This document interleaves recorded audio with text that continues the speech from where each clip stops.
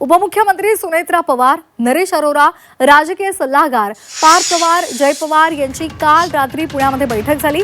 नरेश अरोरा सुद्धा या बैठकीला उपस्थित होते। सुनेत्रा पवार यांच्या सोबतची नरेश अरोरा यांची बैठक ही काल झालेली आहे आणि या बैठकीमध्ये पार्थ पवार, जय पवार सुद्धा उपस्थित होते। आताची महत्त्वाची बातमी, नरेश अरोरा यांच्या संदर्भात आता ज्या पद्धतीने वेगवेगळ्या प्रतिक्रिया समोर आलेल्या आहेत त्या सगळ्याच्या पार्श्वभूमीवर सुनेत्रा पवार आणि नरेश अरोरा यांच्यामध्ये बैठक झालेली आहे। काल त्यांच्यामध्ये बैठक झाली आणि या बैठकीवेळी पार्थ पवार आणि जय पवार सुद्धा उपस्थित होते अशी माहिती मिळते।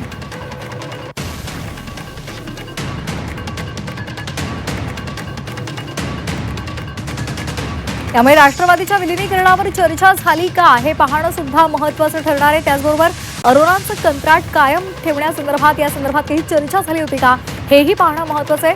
मध्यंतरीच्या काळात नरेश अरोरा यांचं कंत्राट हे सुरू ठेवायचं नाही अशी दादांची भूमिका असल्याचा रोहित पवार यांनी आरोप केलेला होता आणि या सगळ्याच्या पार्श्वभूमीवर सुनेत्रा पवार आणि नरेश अरोरा यांच्यामध्ये बैठक झालेली आहे।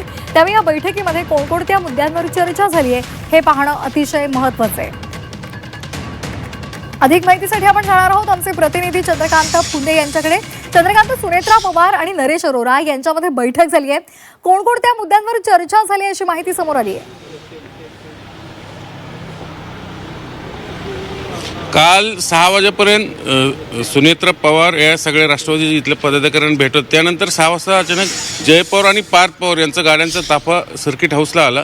त्याच वेळेस नरेश अरोरा तिथं आल्याचं सांगितलं जातं, पण नंतर माध्यमांनी बातम्या चालवल्या की नरेश अरोरा नाही, त्यांचे सहकारी आहेत। नंतर नरेश अरोरा स्वतः बाहेर आले, नाही मी इथं आहे, त्यांनी ते व्हिज्युअल दिले माध्यमांना, नंतर ते परत वर गेले। पण त्या बैठकीदरम्यान सूत्रांची माहिती अशी सांगते की सध्या राष्ट्रवादीकडनं विशेष करून पवार गटाकडनं प्रचंड प्रेशर आहे की विलिनीकरण दादांनी दिलेला आम्हाला शब्द होता तो तुम्ही पाळला पाहिजे आणि खालच्या ग्राउंड लेवलला म्हणजे पुणे जिल्ह्याचाच विषय करायचा झाला तर सगळे कार्यकर्ते सुनेत्रा पवार यांना येऊन हे सांगत होते की ऑलरेडी दादांनी आम्हाला एकत्र राहायला सांगितलेलं आहे, तुमचं काय वरती ठरवायचं ते ठरवा, पण आम्हाला इथं एकत्रीकरण हवं आहे।